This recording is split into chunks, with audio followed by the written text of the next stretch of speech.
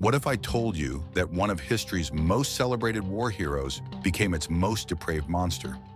That the same man who fought alongside Joan of Arc to save France would later be known as one of the world's first serial killers? This is the story of Gilles de Rais, and how a national hero's fall from grace became a nightmare that haunted an entire nation. By the end of this video, you'll understand why his name still whispers through the shadows of French folklore. September 1404, Brittany, France. A child is born into one of the wealthiest noble families in all of Europe. His name, Gilles de Montmorency-Laval, later known as Gilles de Rais. But this wasn't just any noble birth. Gilles inherited a fortune so vast it made him one of the richest men in France. By age 16, he owned more than 30 castles. Imagine being a teenager with unlimited money and power in medieval times. But Gilles wasn't content with just wealth. He wanted glory. By his early 20s, he had already proven himself as a formidable military commander. Tall, charismatic, and fearless in battle, he was everything a medieval knight should be. And then in 1429, fate introduced him to a peasant girl who would change the course of French history, and his own. Joan of Arc, the Maid of Orleans. When this 17-year-old girl claimed divine visions, told her to crown the Dauphin as king and drive the English from France, most nobles laughed. But not Gilles de Rais. He became one of her most devoted supporters, funding her campaigns with his massive fortune. Together, they achieved the impossible, lifting the siege of Orleans, defeating the English, and crowning Charles VII as King of France. Gilles de Rais was now a national hero, Marshal of France, the Golden Knight who helped save his nation. But success would be his downfall. May 30th, 1431, Rouen, France. Joan of Arc burns at the stake, condemned as a heretic. For Gilles de Rais, watching his spiritual leader and closest ally die in flames wasn't just a political loss. It was the beginning of his psychological destruction. Those who knew him said he was never the same after Joan's death. The devout Christian knight began to question everything: his faith, his purpose, even God himself. And when a man of unlimited power loses his moral compass, darkness follows. Returning to his castle of Tiffauges, Gilles began surrounding himself with alchemists, sorcerers, and scholars of the dark arts.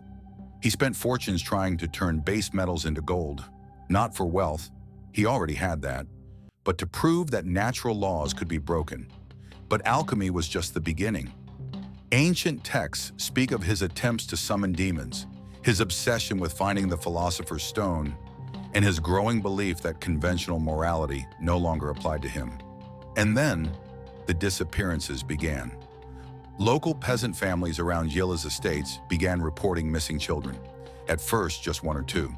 But as months passed, the number grew. 10, 20, 50. The pattern was always the same. Young boys, usually between 8 and 12 years old, would be approached by Gilles' servants with offers of work at the castle or food for their families. They would never return home. What was happening behind the walls of Tiffauges would shock medieval France to its core. For nearly 8 years, Gilles de Rais operated with complete impunity. His wealth, his noble status, and his war hero reputation made him untouchable. But inside his castle walls, a horror beyond imagination was unfolding. According to later testimony, Gilles had constructed a perfect predatory system. His servants would lure children with promises of sanctuary or employment. Once inside the castle, these children would face unthinkable horrors. The trial records describe ritualistic torture, sexual abuse, and murder carried out not just for sadistic pleasure, but as part of Gilles' twisted occult experiments. He believed that the suffering of innocence would give him supernatural power. Conservative estimates put his victim count at over 140 children. Some historians believe it could be as high as 600. To put this in perspective, this was happening in the 1430s, when entire villages might have only 200 people. Entire families were wiped out. Some villages lost nearly all their male children. The psychological terror extended far beyond his direct victims. Parents lived in constant fear throughout Brittany and surrounding regions. By 1440, even Gilles' reputation couldn't protect him anymore. The Bishop of Nantes, backed by Duke John V of Brittany, launched an official investigation. What they uncovered defied belief. Servants who had participated in the horrors, fearing for their souls, began to confess.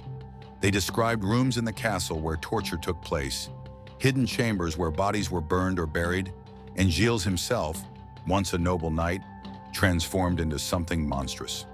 October 1440. The trial of Gilles de Rais began in Nantes. It was unprecedented. Never before had someone of such high nobility been charged with crimes of this magnitude. The evidence was overwhelming. Witness after witness testified to his crimes. Even under torture, his accomplices maintained their accusations. The details were so horrific that court scribes refused to record some testimonies in full. Faced with certain damnation, Gilles de Rais finally confessed.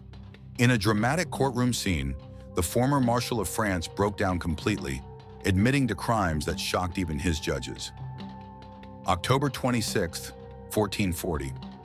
Gilles de Rais was executed by hanging and burning in Nantes. Thousands gathered to watch the man who had terrorized their children meet his end, but his death would not end his story. Gilles de Rais didn't just die, he became legend. His story inspired the fairy tale of Bluebeard, the wealthy nobleman who murdered his wives. For centuries, French parents would tell children to beware of nobles bearing gifts, keeping alive the memory of Gilles de Rais. The case of Gilles de Rais changed how medieval society viewed nobility, heroism, and evil itself. He proved that neither wealth nor previous good deeds could excuse monstrous acts, a revolutionary concept in feudal Europe. Modern psychologists studying Gilles de Rais see classic patterns of a serial killer. The childhood trauma, the triggering event, Joan's death, the escalation of violence, and the complete compartmentalization of his public and private selves. But here's what still haunts historians. Was Gilles de Rais always a monster hiding behind the mask of a hero? Or did the trauma of war, the loss of Joan, and unchecked power actually transform a good man into evil incarnate? Perhaps the most terrifying truth is that we may never know. The line between hero and monster might be thinner than we dare to imagine. The Dark Ages are full of stories like this, where heroes become villains and legends hide nightmarish truths.